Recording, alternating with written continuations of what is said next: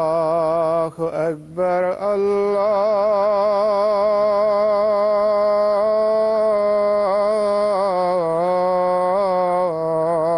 الله أكبر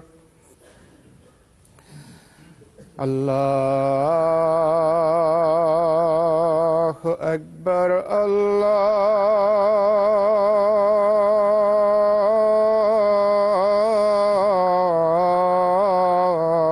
الله أكبر أشهد أن لا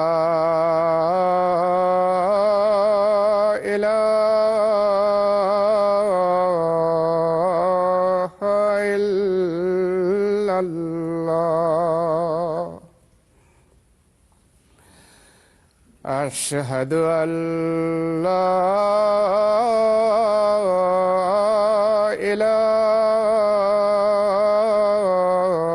إله إلا الله أشهد أن محمدًا رسول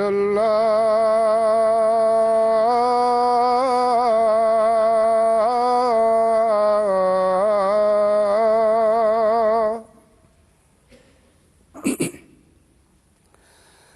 أشهد أن محمدًا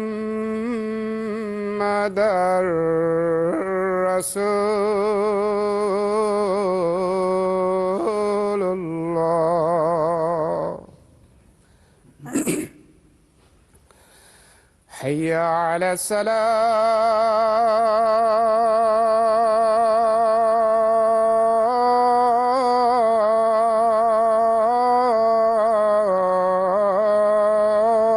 الصلاة حي على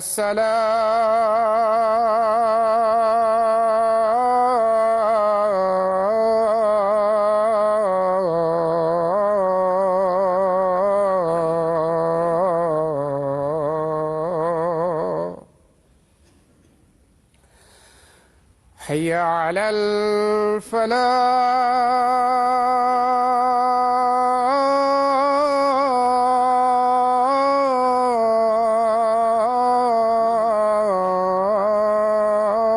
الفلاح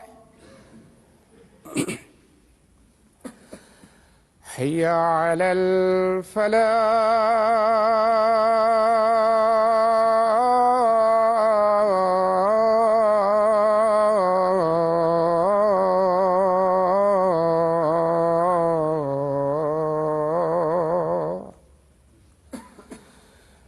الله أكبر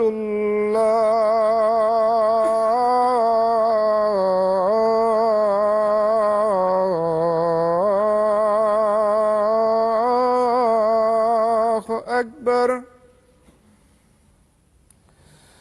لا إله إلا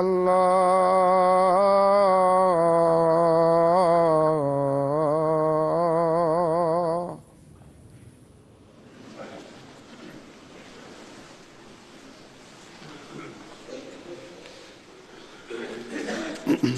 السلام عليكم ورحمة الله.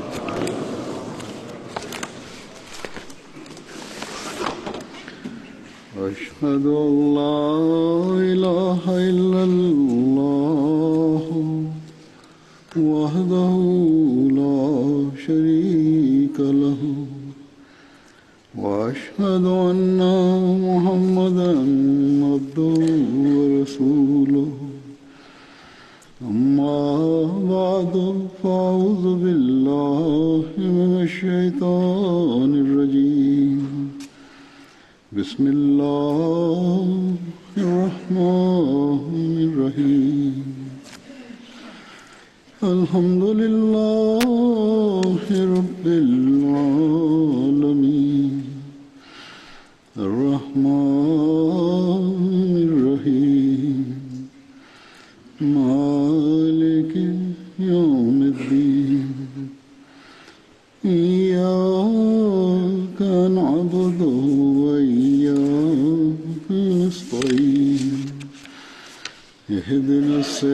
الصراط المستقيم صراط الذين أنعمت عليهم غير المغضوب عليهم ولا الضالين.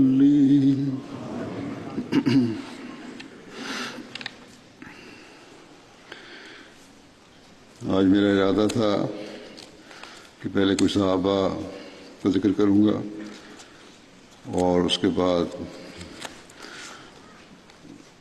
مرزا انس احمد صاحب جن کی گزشتہ دنوں وفات ہوئی ان کا ذکر ہوگا، لیکن لوگوں نے ان کے متعلق جو کافی سارے مجھے خطوط لکھے، ان کی باتیں لکھیں، اس کی وجہ سے میں نے سمجھا کہ انہیں کا ذکر آج کر دوں۔ مرزا انس احمد صاحب جو خلیفۃ مسیح ثالث رحمہ اللہ تعالیٰ کے بڑے بیٹے تھے، ان کی گزشتہ دنوں رفع میں 81 سال کی عمر وفات ہوئی ہے۔ انا للہ و انا الیہ راجعون۔ یہ حضرت مسلم موعود رضی اللہ عنہ کے سب سے بڑے پوتے تھے اور حضرت نواب مبارکہ بیگم صاحبہ اور نواب محمد علی خان صاحب کے نواسے تھے۔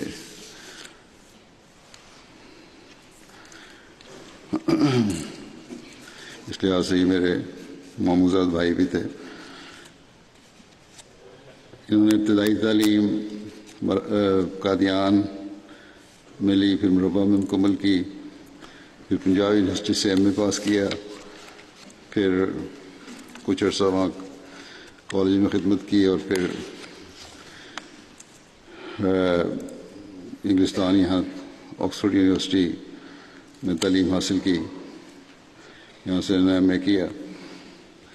خدا کے فضل سے 1955 میں انہوں نے زندگی وقف کی اور 1962 میں عملی زندگی میں قدم رکھا اور بڑی محنت سے مختلف شعبہ جات میں انہوں نے کام کیا۔ بڑے شوق سے اور ہمت سے اور محنت سے کام کرنے کے عادی تھے۔ علم حدیث، فلسفہ اور انگریزی ادب میں ان کا بڑا گہرا مطالعہ تھا۔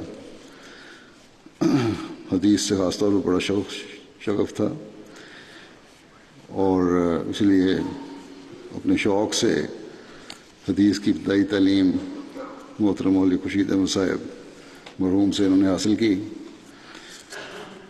اپنے گھر میں بھی ان کی بڑی اچھی لائبریری تھی، بڑی نایاب کتب رکھا کرتے تھے، پڑھنے کا بہت شوق تھا۔ کوئی طالب علم بھی کسی شعبے میں رہنمائی کے لیے آ جاتا تو بڑی اچھی معلومات دیا کرتے تھے۔ حدیث کے اہم اور بنیادی ماخذ کے کتب کے سیٹ بھی ان کے پاس تھے اور مختلف کتب خانوں سے انہوں نے یہ اکٹھے کیے تھے۔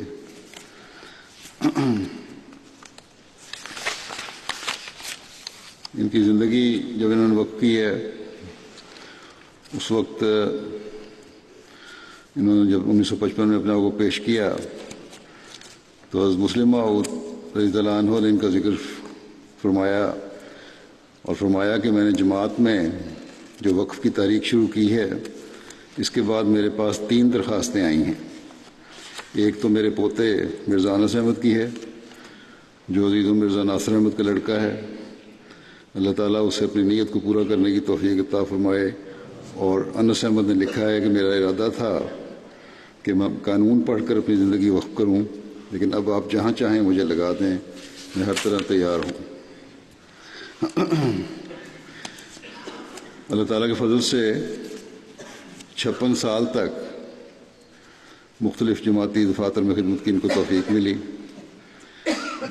پہلے ابتدائی تقرر ان کا تعلیم اسلام کالج میں بطور لیکچرر ہوا، پھر 1975 میں نائب ناظر اصلاح و ارشاد مقرر ہوئے، پھر ایڈیشنل ناظر اصلاح و ارشاد مقرر ہوئے، پرائیویٹ سیکرٹری بھی رہے خود خلیفۃ مسیح ثالث کے اور خود خلیفہ مسیح رابع کے پہلے دورے یورپ کے دوران۔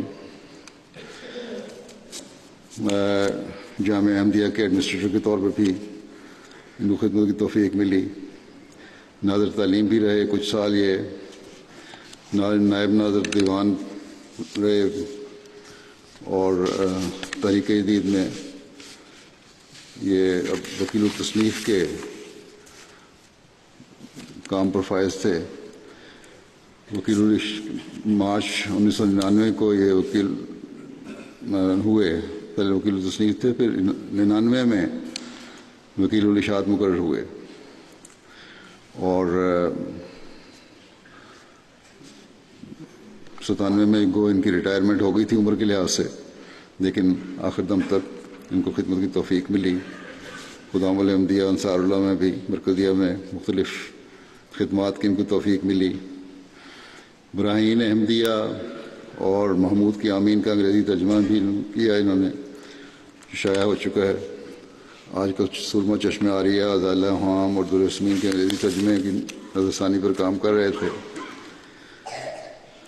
جو ہمارے اسکول کو میں آئے گئے، اس کے بعد جماعت نے اپنے اسکول کو شروع کیے تھے جو ناصر فاؤنڈیشن کے تحت شروع کیے گئے.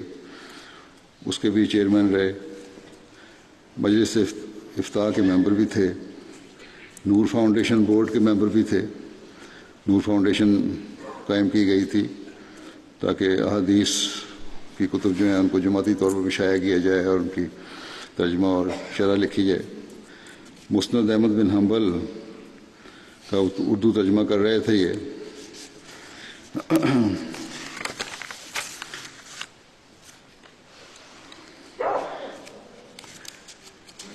ان کے سے جب قادیان سے ہجرت ہوئی ہے پارٹیشن کے وقت، تو حضرت مسلم موعود نے ایک واقعہ بیان کیا ہے جو تاریخی واقعہ. حضرت مسلم موعود کی اپنی جو قربانی تھی اس سے متعلق ہے، لیکن ان کا ذکر بیچ میں آتا ہے اس لیے میں سنا دیتا ہوں. حضرت مسلم موعود فرماتے ہیں کہ جب ہم قادیان سے آئے تو میں نے اپنے گھر والوں سے کہہ دیا تھا کہ تمہیں لنگر سے اسی قدر کھانا ملے گا جس قدر دوسروں کو ملتا ہے، کیونکہ حالات خراب تھے اس لیے راشن ہوا تھا.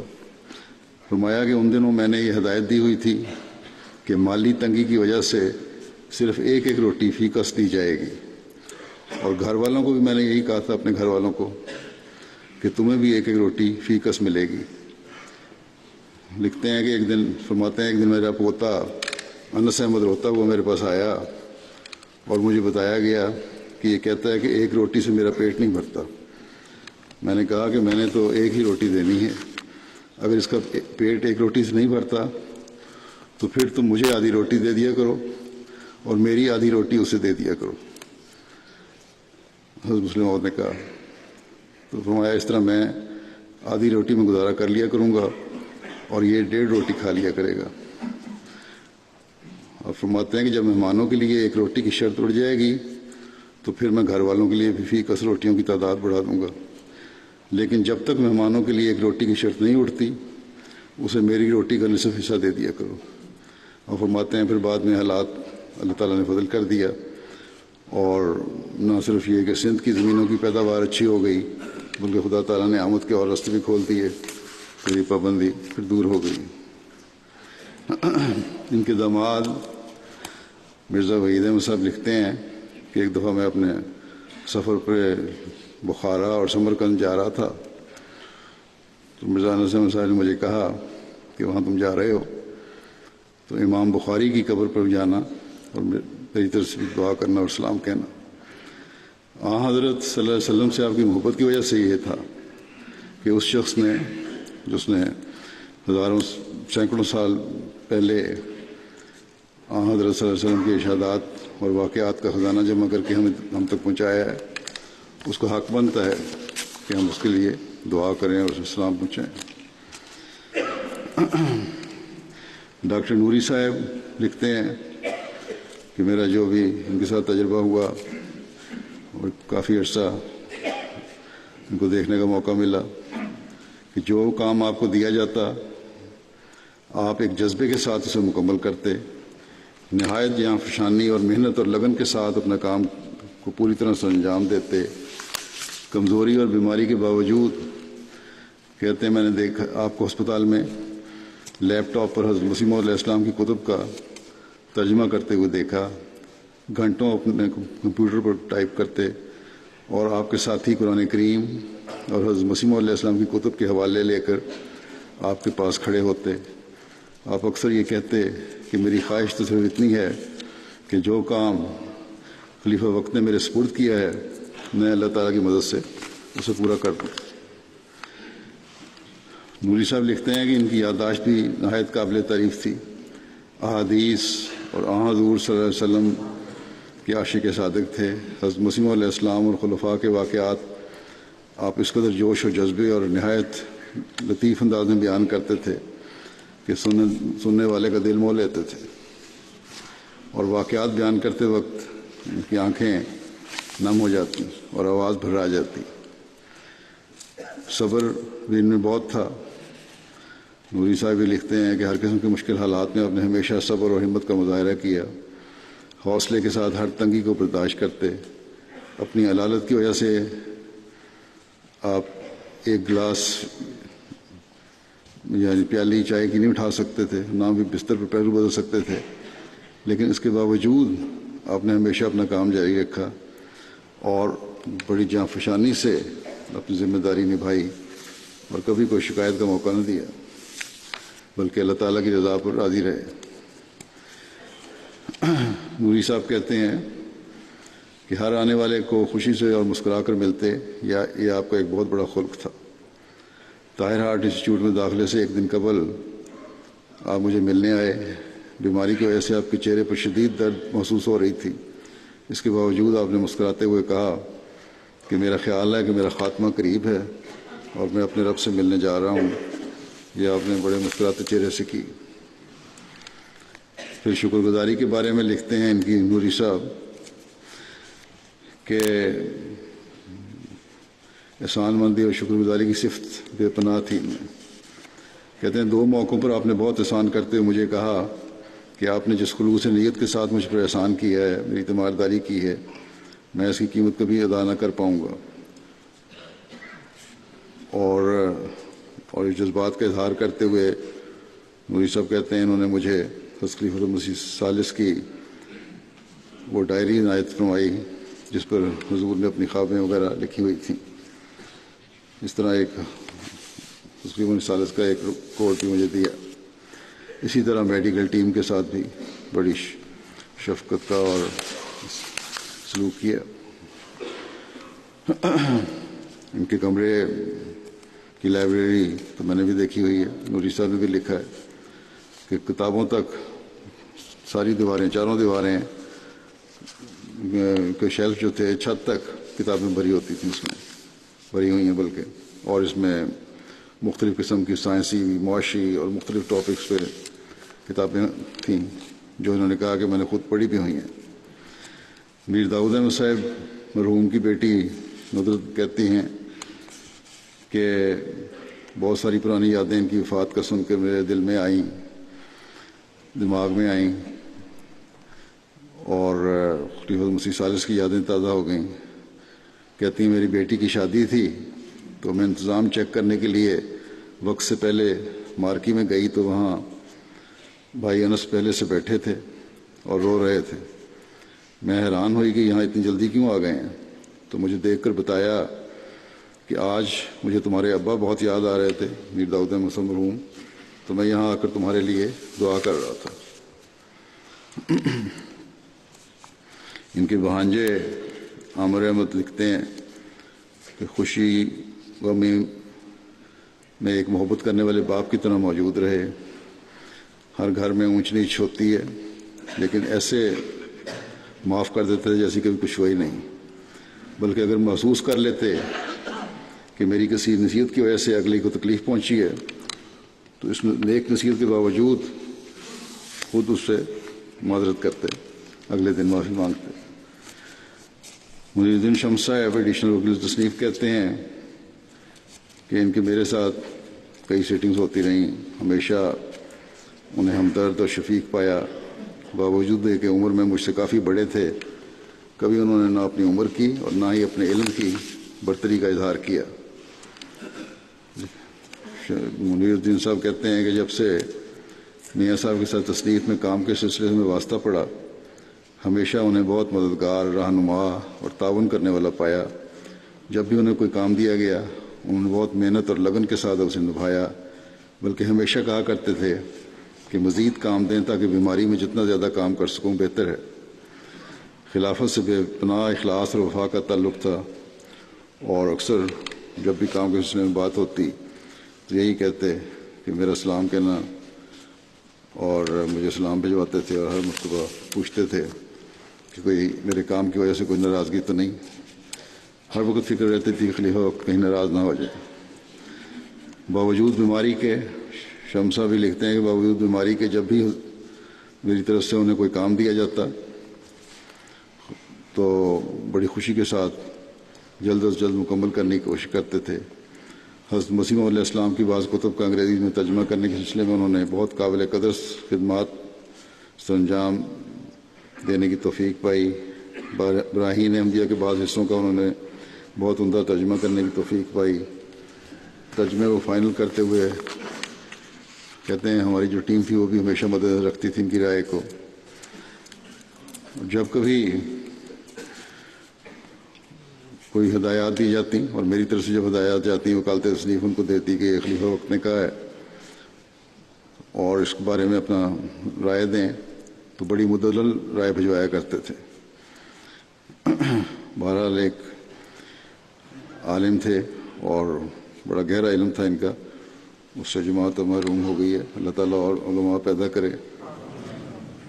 ایک خوبی یہ ہر ایک نے لکھا ہے، بہت سارے مبلغین نے بھی لکھا ہے، شمسا بھی یہ لکھتے ہیں کہ مبلغین کی بہت عزت کیا کرتے ہیں، ان کی بہت بڑی خوبی تھی اور علمی رنگ میں رہنمائی بھی فرمایا کرتے تھے۔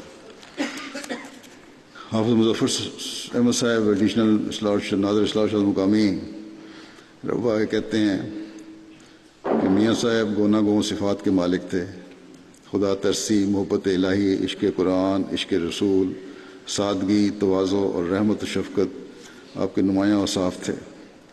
حقوق اللہ کے ساتھ حقوق العباد کا بھی خیال رکھتے، غرباء اور مساکین کا بہت احساس تھا، کسی ضرورت مند کو خالی ہاتھ واپس نہ کرتے، خواہ قرض لے کر ہی اس کی مدد نہ کرنی پڑے۔ حافظ صاحب لکھتے ہیں کہ ایک علمی شخصیت تھے، حصول علم کا خاص ذوق تھا اور اس کے لیے آپ نے بہت محنت اور مجاہدہ کیا۔ حافظ صاحب کہتے ہیں خود مجھے انہوں نے بیان کیا کہ حضرت مسیح موعود علیہ السلام کی کتب کا مطالعہ کا پہلا دور انہوں نے میٹرک کے امتحان کے بعد، جو چھٹیاں ہوتی ہیں 10ویں کے امتحان کے بعد، اس فراغت کے عرصے مکمل کیا تھا۔ یہ بات انہوں نے مجھے بھی بتائی تھی، بلکہ لکھ کے دی تھی خط میں کہ میں نے پہلی دفعہ حضرت مسیح موعود علیہ السلام کی کتب 15-16 سال کی عمر میں ختم کر لی تھی۔ رسول اللہ صلی اللہ علیہ وسلم کے سچے عاشق تھے، حافظ صاحب لکھتے ہیں، اور اسی مناسبت سے علم حدیث سے بھی خاص ذوق اور لگاؤ بلکہ محبت تھی، جس کے لیے آپ نے ذاتی محبت اور مطالعے سے عربی زبان میں بھی اتنی قابلیت اور مہارت پیدا کر لی کہ احادیث کے علاوہ ان کی عربی شروح وغیرہ بھی زیر مطالعہ رکھتے تھے۔ میٹرک کے بعد صحیح بخاری آپ نے حکیم خورشید صاحب سے پڑھی۔ اس کے بعد بھی میں نے دیکھا جو کالج میں لیکچرر تھے تو کالج جو صبح جانے سے پہلے یہ حکیم صاحب کے پاس گھر کے سامنے ان کی کار کھڑی ہوتی تھی، وہاں حکیم صاحب سے حدیث پڑھنے کے بعد پھر اپنے کام پہ جایا کرتے تھے۔ پھر کہتے ہیں اس کے بعد سیاہ سیتا اور دیگر کتب حدیث کا ذاتی شوق سے مطالعہ کیا اور آخر دم تک ایک طالب علم ہی رہے۔ کتب حدیث کا ایک بہت عمدہ اور قیمتی ذخیرہ انہوں نے ایک ذرے کثیر سے اپنی لائبریری میں جمع کیا، جس میں بہت مفید نایاب کتب موجود ہیں، اور اس لحاظ سے ان کی ذاتی لائبریری بے نظیر اپنی مثال آپ ہے۔ علم حدیث سے اتنا شغف تھا کہ اس کے دیگر موضوعات علم الرجال اور علم اصول حدیث پر بھی دستیاب کتب آپ کے پاس تھیں جو جمع کر رکھی تھیں انہوں نے۔ گہرا مطالعہ کرتے تھے اور امور زیر بحث لاتے رہتے تھے علمی گفتگو میں۔ تراجم سیاہ سیتا کے سلسلے میں میں نے جب یہاں سے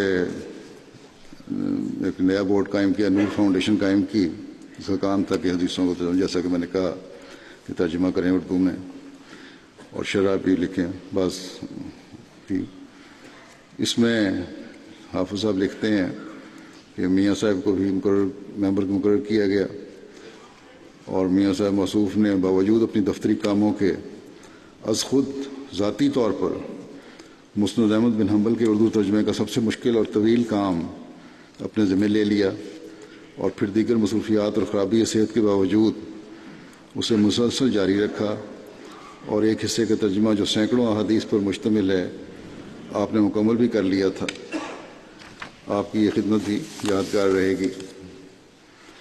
پھر حافظ صاحب لکھتے ہیں کہ آپ کی محبت حدیث کا ایک خوبصورت نظارہ رمضان المبارک میں آپ کے درس حدیث سے ہوتا تھا.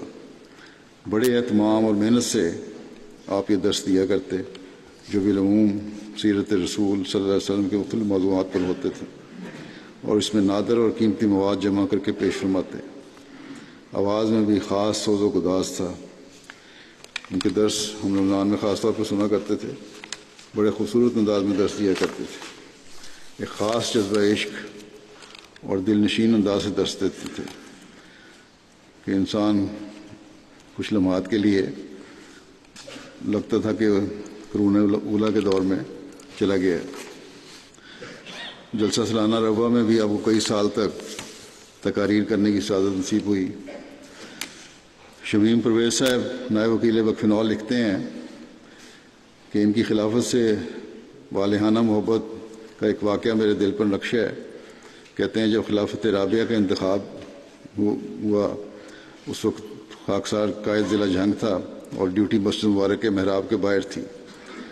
جو ہی اندر سے مرزا طاہر احمد صاحب رحمہ اللہ تعالیٰ خلیفۃ المسیح رابع کے خلیفہ منتخب ہونے کی اطلاع آئی تو شمیم صاحب کہتے ہیں مرزا انس احمد صاحب کو میں نے دیکھا کہ جون کی شدید گرمی کے باوجود جو اینٹوں کے تپتے ہوئے فرش پر سجدہ شکر کرتے ہوئے گر گئے. ڈاکٹر افتخار صاحب لندن سے لکھتے ہیں کہ حقیقی معنوں میں واقف زندگی تھے. دفتر آنا نہیں چھوڑا اور اشاعت اور تراجم کے سلسلے کے کاموں میں آخری دم تک مشغول رہے. پھر کہتے ہیں کہ تراجم بہت انہماک کے ساتھ کرتے اور موضوع محاورہ تلاش کرنے میں بعض دفعہ کئی دن لگا دیتے اور اطاعت کا معیار بھی بہت اعلیٰ تھا. خالد صاحب رشین ڈیسک لندن لکھتے ہیں کہ میاں صاحب کی شخصیت جب بھی خاکسار کے ذہن میں آتی ہے تو لگتا ہے جیسے ان کی ذات حضرت صلی اللہ علیہ وسلم کی حدیث مبارکہ اطلب العلم من المہد الی اللہ کی حقیقی اور عملی تصویر تھی. میاں صاحب کو مختلف علوم سیکھنے کا بے انتہا شوق تھا. کوئی بھی نئی چیز معلوم کرنے اور کچھ نیا جاننے کا موقع ہرگز ضائع نہیں کرتے تھے اور احادیث رسول صلی اللہ علیہ وسلم اور علم حدیث ان کا خاص اور پسندیدہ موضوع تھا. نیز علم اللسان بھی ان کا خاص شوق تھا. مختلف زبانوں کو سیکھنا پسند کرتے تھے. مہمان نوازی بھی کہتے ہیں ایک خاص وصف تھا. 2005 کی بات ہے کہ جب رستم حماد ولی صاحب صدر جماعت رشیا جو مولم بھی ہیں ماسکو کے رشین ترجمہ قرآن کی تیاری کے کام کے سلسلے میں روا آئے. خالد صاحب کہتے ہیں ان کے ساتھ مل کر مجھے کام کا موقع ملا. کام مکمل کر رہا تھا تو رستم صاحب کی رہائش ان دنوں میں گیسٹ ہاؤس طریقہ جدید میں تھی. کھانے کے وقت ایک دن کچھ مطلوبہ چیزیں موجود نہیں تھیں ان کے مزاج کے مطابق رستم صاحب کے غالباً ختم ہو گئی تھی. تو میاں انس تک یہ بات پہنچی. انہوں نے فوراً مجھے بلوایا اور کہا کہ رستم صاحب ہمارے معزز مہمان ہیں. ان کی ضرورت کی ہر چیز کا خیال رکھنا ہمارا اولین فرض ہے. اور پھر اپنی جیب سے رقم دی کہ مطلوبہ چیزیں لا کر دیں اور آئندہ کسی بھی چیز کی ضرورت ہو تو مجھے بتائیں. پھر کہتے ہیں میں نے ان کو کہا کہ انتظام ہو گیا ہے اور چیزیں مہیا کر دی گئی تھی. بعد میں بھی باقاعدہ اس بارے میں پوچھتے رہتے تھے. محمد صالح صاحب مبلغ ہیں برما کے.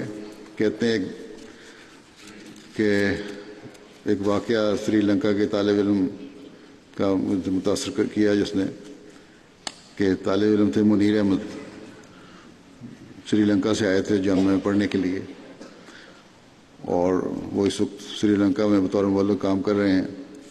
جامعہ کے دوران ان کی شدید بیماری پر ایک دور بیمار ہو گئے بہت زیادہ۔ میاں صاحب فکر مندی سے دن رات ہاسٹل میں آ کر ان کا حال اس طرح پوچھا کرتے تھے جیسے کہ ان کا کوئی اپنا عزیز بیمار ہو گیا۔ ان دنوں میں نسم صاحب ایڈمنسٹریٹر تھے جامعہ احمدیہ کے۔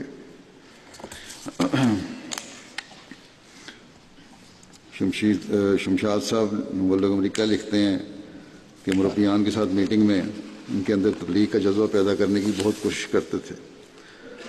مطالعہ کا بہت شوق تھا، مربیان کو بھی مطالعہ کرنے کی بار بار توجہ دلاتے، اور خود بھی ہمیشہ دفتر میں کتابوں کا ڈھیر لگا کر رکھا ہوتا تھا۔ بخاری شریف کا کثرت سے مطالعہ کرتے تھے، آنے جانے والے مربیان سے بھی علمی گفتگو کرتے رہتے تھے۔ شاہد محمود صاحب مبلغ گھانا لکھتے ہیں کہ خاکسار کو میاں صاحب کے ساتھ 12 سال سے زائد عرصہ وکالت اشاعت میں بطور مدیر ماہنامہ تحریک جدید انگریزی حصے کا کام کرنے کی توفیق ملی۔ میاں صاحب نے سے بے شمار چیزیں سیکھنے کو ملتی تھیں۔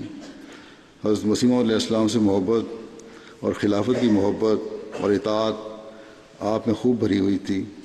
حضرت مسیح موعود علیہ السلام کے نام کے ساتھ اکثر آپ کی آنکھوں سے آنسو جاری ہو جاتے تھے۔ کتب کے ترجمہ اور بالخصوص براہین احمدیہ، سرمہ چشم عاریہ اور محمود کی آمین کے ترجمے کے وقت مجھے اپنے ساتھ دفتر میں بٹھایا کرتے تھے، اور متعدد بار ترجمے کے کام کے لیے اپنے گھر بھی بلایا کرتے تھے۔ نہ چھٹی کے دن کی اور نہ ہی دفتر بند ہونے کی کوئی فکر ہوتی تھی۔ اکثر اوقات شام دیر تک کام جاری رکھتے تھے۔ اس کے باوجود میری مہمان نوازی اور شفقتوں کا سلسلہ بھی جاری رہتا تھا۔ اور یہ کہتے ہیں کہ میری نماز ظہر کے لیے امامت کی ڈیوٹی لگا رکھی تھی میری دفتر میں، سارے کارکن نماز پڑھ لیتے تھے۔ ان کی جب میں دیکھتا تھا سنتیں وغیرہ پڑھ رہے ہیں تو ادائیگی نماز بھی دیدنی تھی، بہت لطف کے ساتھ نماز ادا کیا کرتے تھے۔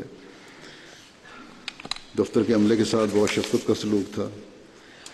کہتے ہیں ایک دفعہ بیماری کے باوجود خاکسار دفتر حاضر ہو گیا، مجھے زبردستی 6 ایام کی رخصت دے کر آرام کے لیے گھر بھجوا دیا، اور خود بیماری کے باوجود آ جاتے تھے اور گھر پر بھی کام جاری رکھتے تھے۔ ایاز محمود خان مربی وکالت تصنیف UK کہتے ہیں کہ کام کے سلسلے میں نے آپ سے بہت کچھ سیکھا ہے۔ آپ چونکہ حضرت مسیح موعود علیہ السلام کی کتب کا ترجمہ بڑے شوق سے کرتے، اس لیے ترجمے کے دوران جو مشکل مقامات اور ان کے حل ہوتے ان کے بارے میں بھی بتاتے اور اپنا تجربہ بھی شیئر کرتے تھے۔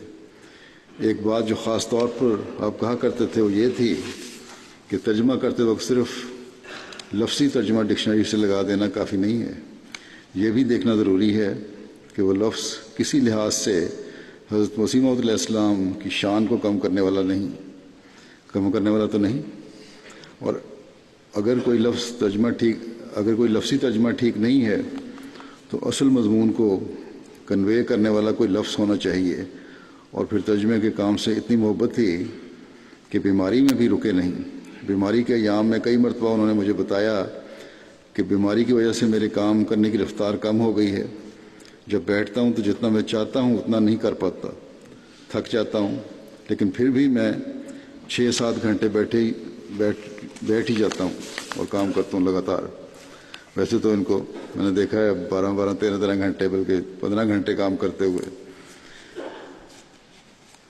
ایاز صاحب لکھتے ہیں کہ ہم جب روا گئے تو میاں صاحب نے بھی ہماری کچھ کلاسیں لی تھیں، اور اس وقت بھی کہتے تھے اور بعد میں بھی میں نے جب بھی ان سے بات کرتا تو کہتے کہ تم لڑکے لٹریچر بھی پڑھا کرو اور ہر قسم کی کتاب پڑھنے کی عادت ڈالو، صرف یہ نہیں کہ مذہبی کتابیں ہی پڑھتے رہو، فلاسفی بھی پڑھو، لٹریچر بھی پڑھو، ناول بھی پڑھو، اس سے زبان بھی وسیع ہوتی ہے اور علم بھی۔ اور مجھے کہتے تھے کہ تمہارے لیے بہت ضروری ہے کہ کیونکہ تم ترجمے کا کام کرتے ہو۔ کہتے ہیں کہ ایک مرتبہ میں نے ایک مشکل لفظ کے انگریزی ترجمہ کے بارے میں پوچھا کہ آپ کے خیال میں اس کا لفظ کا ترجمہ کیا ہونا چاہیے۔ میاں صاحب ذرا سوچ میں پڑ گئے، پھر وہ 2-3 الفاظ بھی بتائے. میں نے میاں صاحب کو بتایا کہ حضرت چودھری لطف اللہ خان صاحب نے اس لفظ کا انگریزی میں ترجمہ ایک جگہ اس طرح کیا ہے. اس پر بڑے خوش ہوئے اور کہا کہ یہ بالکل ٹھیک ہے، یہی اس کا صحیح ترجمہ ہے. اور حضرت چودھری صاحب کے لیے بڑی عزت اور عقیدت سے کہنے لگے کہ ان کی زبان بڑی اچھی تھی، تم یہی الفاظ استعمال کرو. پھر یہ کہتے ہیں یاز صاحب کہ میں نے ہمیشہ دیکھا کہ میاں صاحب اپنی عقل اور سمجھ اور علم کو خلیفہ وقت کے سامنے بالکل نہ ہونے کے برابر جانتے تھے. پہلے اگر اپنی کوئی رائے ہوتی بھی جو جب میں بتاتا کہ خلیفہ وقت نے میرا حوالہ دیتے کہ یوں کہا ہے تو فوراً کہتے کہ ہاں بس ٹھیک ہے، میں غلط تھا، جو حضور نے کہا ہے وہی ٹھیک ہے. اور اس طرح بار بار مجھے یہ سبق دیا کہ خلیفہ وقت کے سامنے باقی سب باتیں فضول ہیں، وہی رائے درست ہے جو خلیفہ وقت کہیں، اور ہمارے لیے ضروری ہے اس کو عمل کریں. شیخ نصیر صاحب یہاں کارکن روشن ڈیسک ہیں، کہتے ہیں کہ میاں صاحب کے ساتھ 16 سال کا عرصہ وکالت اشاعت میں گزارا. ان کو ہمیشہ ان سے بہت کچھ میں نے سیکھا، ہمیشہ ایک شفیق دوست کی طرح پایا. انہوں نے خاکسار کو کبھی ماتحت ہونے کا احساس نہیں ہونے دیا. اگر کبھی مجھے یہ محسوس ہوتا اور محسوس کرتا کہ میرے والدین نہیں ہیں تو انہوں نے ہمیشہ یہ کہا کہ تم مجھے ان کی جگہ سمجھو. پھر یہ لکھتے ہیں کہ تمام کارکنان سے ان کا شفقت کا سلوک تھا. اگر کبھی میری غلطی کی بنا پر ہلکی سی نامعلوم سی بھی سرزنش کر دیتے تو اسے یاد رکھتے اور اگلے دن کہتے کہ مجھے معاف کر دیا تھا نا تم نے. میں کہتا میاں صاحب مجھے تو محسوس بھی نہیں ہوا کہ آپ نے جھڑکا ہے. اگر کبھی غصہ آتا تو بالکل خاموش ہو جاتے اور ہمیں پتہ چل جاتا کہ میاں صاحب ناراض ہیں. لیکن تھوڑی دیر بعد کسی اور کام کے لیے فون آ جاتا اور کوئی بات دل میں نہیں رکھتے تھے. اور جب بھی کوئی خلیفۃ المسیح کی طرف سے کسی کام کی ذمہ داری ڈالی جاتی تو متعلقہ کارکنان کے ساتھ میٹنگ کر کے طریقہ کار طے کر لیتے اور سب سے مشکل کام جو تھا اپنے ذمہ لے لیتے، اور بیماری کے باوجود گھر میں رہتے ہوئے بھی وہ مکمل کرنے کی کوشش کرتے. دفتر آنے میں مشکل محسوس کرتے تو کارکنان کو گھر بلا لیتے اور وہیں دفتر لگا لیتے. آرام اور چھٹی کا کوئی تصور نہیں تھا. بستر پر لیٹے لیٹے ترجمہ کر رہے ہوتے. کئی بار خاکسار کے ساتھ سائیکل پر بیٹھ کر دفتر تشریف لاتے. زاہد محمود مجید صاحب کارکن اشاعت کہتے ہیں کہ محترم میاں صاحب کے ساتھ خدمت کا موقع ملا. آپ خلافت کے شہدائی تھے. جب فیکس لکھنی ہوتی آپ کو مجھے مخاطب کر رہے ہیں تو خاص جذباتی کیفیت طاری ہو جاتی، اور کوئی کام اگر یہاں سے میری طرف سے ان کے تفویض ہوتا تو اس کو مکمل کرنے کے لیے بےتاب رہتے. اگر صحت آڑے آتی تو بہت پریشان ہو جایا کرتے تھے. کہتے ہیں یہی محمود مجید صاحب کہ خاکسار کے گردے میں پتھری تھی جس کا آپریشن فضل عمر ہسپتال میں ہوا. کہتے ہیں کہ میرے والد صاحب بتاتے ہیں کہ جب تک آپریشن نہیں ہو گیا محترم میاں صاحب آپریشن تھیٹر کے باہر ٹہلتے رہے اور دعا کرتے رہے. محمد الدین بھٹی صاحب کارکن ہیں اشاعت کے. وہ کہتے ہیں کہ ان کے ساتھ میں نے 1995 سے وفات تک کام کرنے کی توفیق پائی ہے. میاں صاحب مرحوم کارکنان کے ساتھ ہمیشہ مؤدبانہ طریق سے پیش آتے تھے. جب بھی اپنے پاس کسی کام سے بلاتے تو کہتے کہ کرسی پر بیٹھ جائیں، پھر بات شروع کرتے. جب کبھی آپ کی طرف سے کسی کارکن پر ناراضگی کا اظہار ہوتا تو اس کے بعد جلد ہی مشفقانہ انداز اختیار کر لیتے، حتیٰ کہ بعض دفعہ معافی مانگنے تک نوبت آ جاتی. کہتے ہیں ایک دفعہ میاں صاحب نے کسی کام کو کہا اور خاکسار نے میاں صاحب کو انکار میں جواب دے دیا، نفی میں جواب دیا، حالانکہ مجھ سے گستاخی ہوئی تھی. مگر انہوں نے اس سے درگزر کیا اور صرف اتنا کہا کہ آپ کو ایسا جواب نہیں دینا چاہیے تھا. کہتے ہیں خاکسار کچھ عرصہ گھٹنوں میں تکلیف کی وجہ سے بر وقت دفتر نہیں پہنچ سکتا تھا. جب لیٹ ہو جاتا تو اس وجہ سے میری حاضری کے خانے پر لیٹ کراس لگ جاتا تھا، اور اس کی چند کراس جب لگ جائیں تو ایک رخصت شمار ہو جاتی ہے پھر.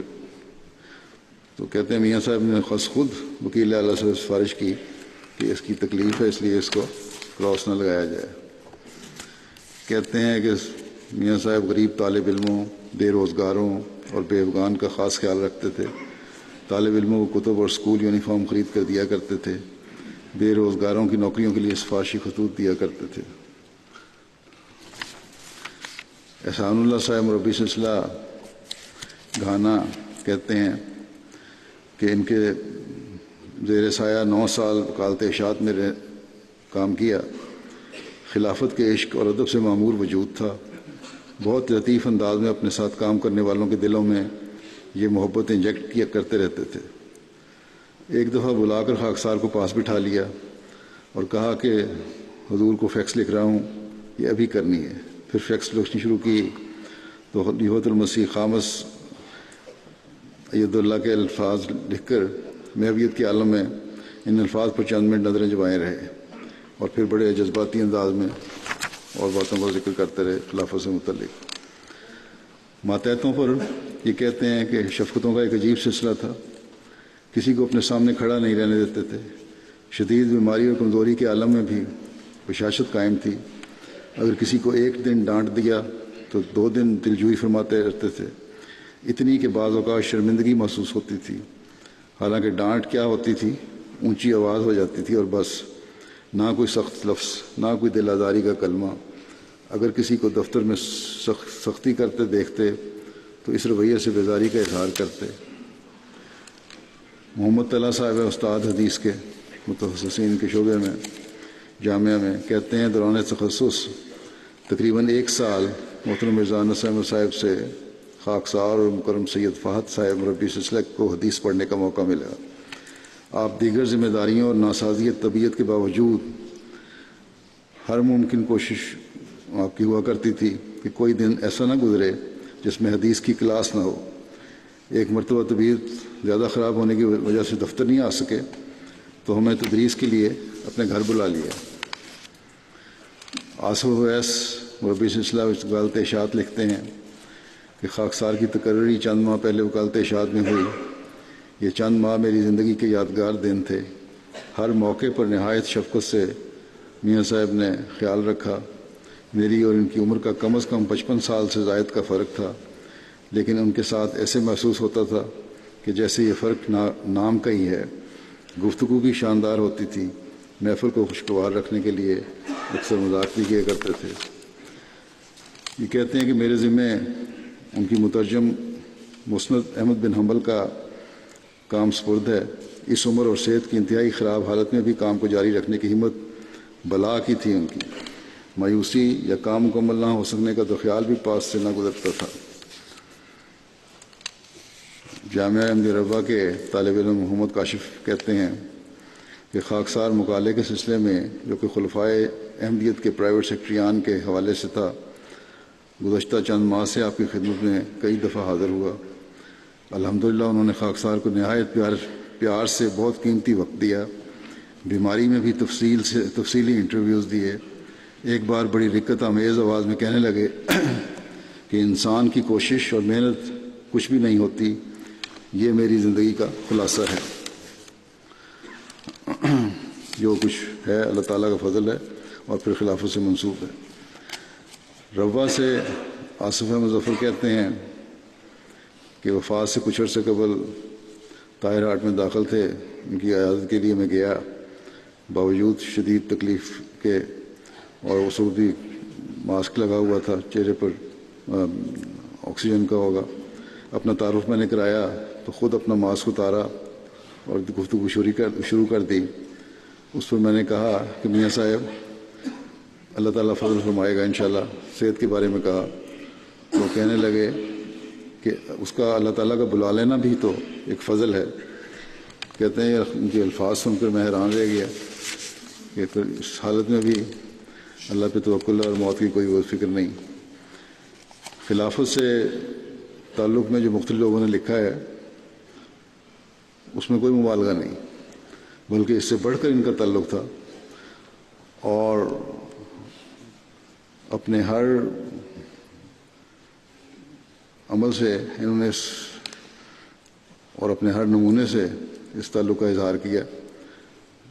اور بلکہ جب خلیفۃ مسیح رابع نے مجھے امیر مقامی نازل اعلیٰ مقرر کیا ہے، اس وقت بھی خلافت کی اطاعت کی وجہ سے انہوں نے کامل اطاعت امیر کی بھی کی، اور بڑا لحاظ رکھا باوجود اس کے کہ میں کم از کم 13-14 سال چھوٹا تھا عمر میں ان سے، اور اس وقت بھی کامل اطاعت کی. اور ہمیشہ انتہائی وفا کا نمونہ خلافت کے بعد بھی انہوں نے دکھایا، کامل اطاعت کا نمونہ دکھایا.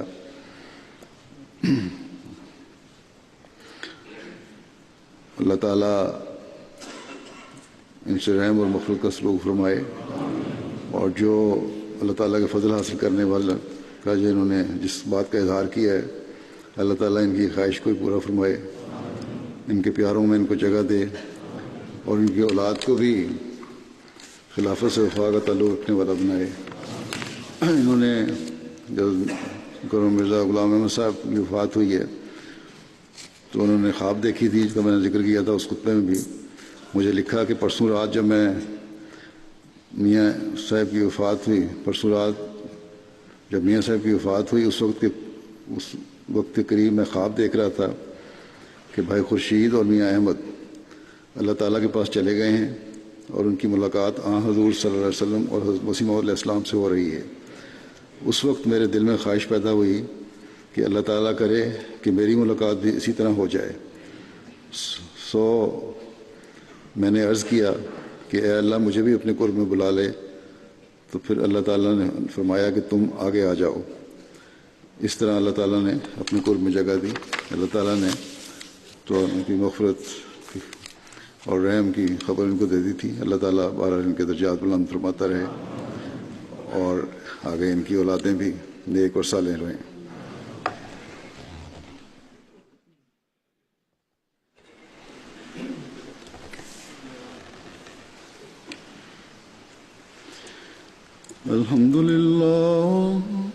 الحمد لله نحمده ونستعينه ونستغفره ونؤمن به ونتوكل عليه ونعوذ بالله من شرور أنفسنا ومن سيئات أعمالنا.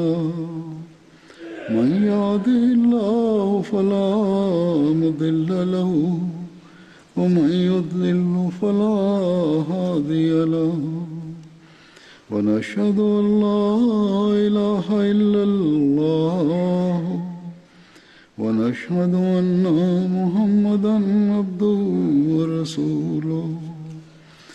عباد الله رحمكم الله، إن الله يأمر بالعدل والإحسان وإيتاء ذي القربى وينهى عن الفحشاء والمنكر والبغي يعظكم لعلكم تذكرون.